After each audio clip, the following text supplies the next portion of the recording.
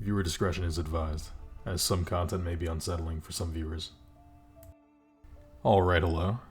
I was scrolling through the Gmod subreddit where I came across an unusual comment in this post that brought me to today's map.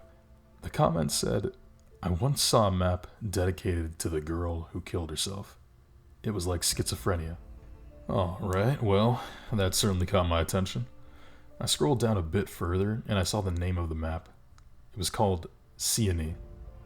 I was perplexed by this name. I've never heard of anything like it before. Did it have some special hidden meaning? I did a bit of researching. The closest thing that I was able to find was that Sian means God is gracious, and it can be associated with meanings such as good health, but I honestly don't know the truth of it. But regardless, I looked up the map on the Gmod workshop, and I did indeed find it. I didn't know it at the time, but this seemingly unknown map was about to be much deeper than I initially thought. So the map was posted in October 10th, 2024 by a Steam user named Joriante. I don't know if I'm saying that right, I'm sorry.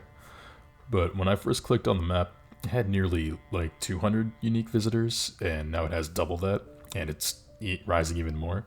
Clearly other people had seen the same Reddit comment that I did, and they wanted to check out the map as well, out of curiosity I would assume. The recent comments on the page also reflect this. So the description tells us that Joriante, he didn't initially want to release this map, but his psychiatrist had told him to. He says that he dedicated this to his girlfriend who he lost to severe depression. The final thing that he put on the workshop page was her birth date in 1993 to her death in 2024. I gotta say, this description had me instantly hooked.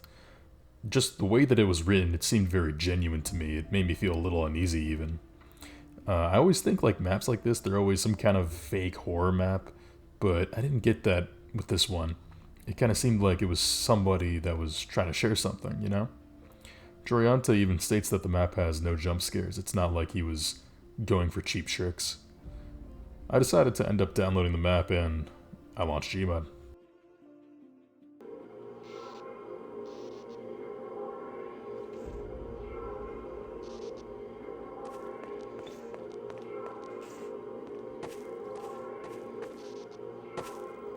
At the start of the map, you spawn in this seemingly normal room, but if you look around, you'll see this strange symbol above the door. I'm not exactly sure what this can mean, or if it's even supposed to have a meaning, but once you go past the door, there's a room with a pink portal in the middle, with these unusual blood red symbols on the walls to the right and to the left, and I'm just not able to understand them. There's even this chanting sound in the back that makes me feel like I'm being watched, like they're goading me to go further. But once you step inside of the portal, you're greeted by a narrow hallway. On both sides, these pictures of who I can only assume to be Hugh Yun line the walls. I find the imagery unsettling. She's smiling, but there's something about it that doesn't feel quite right to me. There's no music, there's only this eerie ambient sound of a woman singing, and it gradually pulls you deeper into the atmosphere. If you walk further enough down, you'll hear a man screaming, which I have to say it made me even more unsettled. I couldn't shake the feeling like I was being watched, like I felt very uncomfortable, like if I turned around something was going to attack me. But that never happened.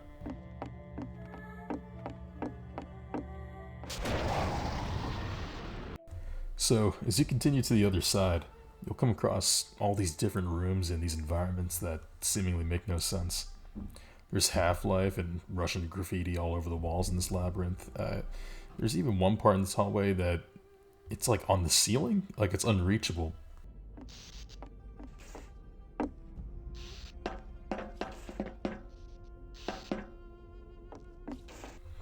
And next to it seems to be a portal, but it's through a glass ceiling and it's surrounded by these strange symbols. It's just barely out of reach.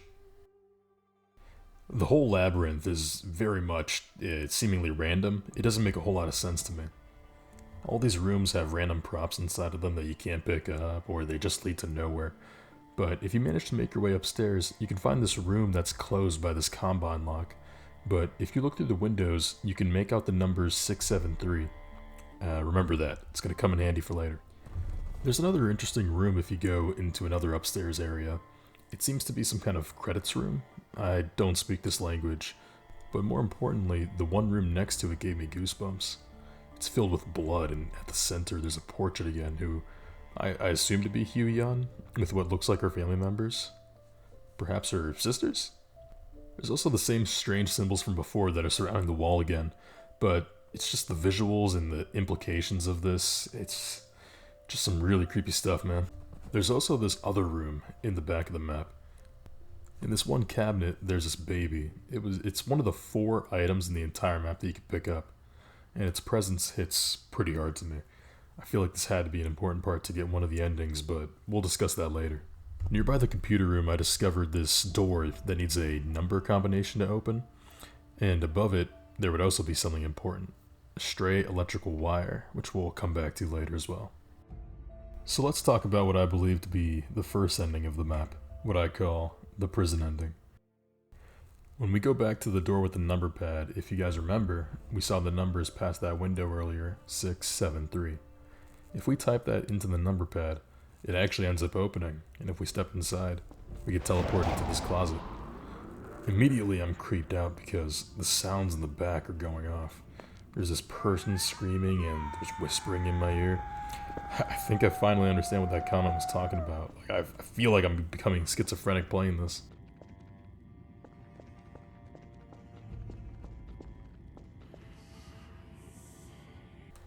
If we enter this camera room, we can open these lockers to find the final item that can be picked up, at least to my knowledge.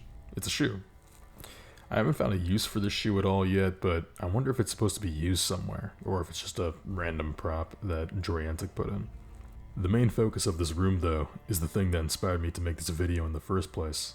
It's the camera that's looking at what I assume to be a sleeping Hugh, with a haunting message on a note right underneath confirming, saying, Hugh is sleeping. Don't bother her. I find this to be incredibly depressing.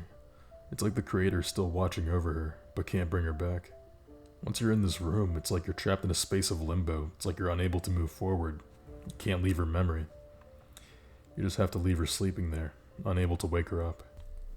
With the only way to get out of the previous ending by reloading the game, we can achieve what I believe to be another ending.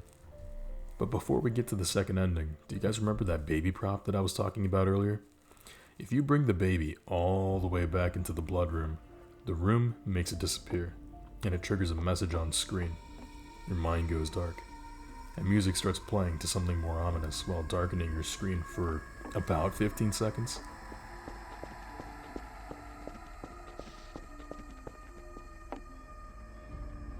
But things get even darker than that. My mind went back to that wire that we saw earlier. I felt like it had to do something. It turns out that if you let it continuously shock you enough so that you die, you respawn in what seems to be inside of a silo filled with water and burned corpses. After a few seconds of entering this area, bones fall from above. There seems to be no way to escape this area. I also noticed that there was music that started to play in the back. Although, I couldn't make it out at first, I recognized it. It was the Hush Little Baby lullaby. Normally it's a comforting song, but here it's twisted. It's evoking feelings of loss and helplessness. There's nothing you can do here. There's no way to escape. There's nothing to do besides just sit there. I feel like the creator channeled their pain and their sorrow into this map. It's impossible to ignore the raw emotion behind it. When you're playing through these spaces, you'll start to realize that this isn't just a map. It's a powerful story that's told through the medium of map creation. So what did I take away from this? I'd like to believe that this is a reminder that we all cope with grief in different ways, and art, whether it's a map like this or it's something else, it can be a form of healing, or at the very least a way to process emotions. If you ever play this map, I encourage you to take your time and pay attention to the little details that are spread throughout. It's a piece of art that isn't just about the visuals, but it's also about how it makes you feel. I hope that Hu Young has found peace, and that Joriantic finds some too. I tried to be as respectful as I could since this map covers a sensitive topic. I hope I didn't offend the map creator by sharing my thoughts on his creation. If you want to discuss your thoughts or experiences with this map, feel free to drop a comment below. Let me know if you found anything that I might have overlooked. I'm sure there's quite a lot. I wasn't able to discover anything more than what I showed you, but I'm convinced there's more on this map than I was able to find. I'd love to hear anybody else's findings, but that's all I got for you guys. See ya.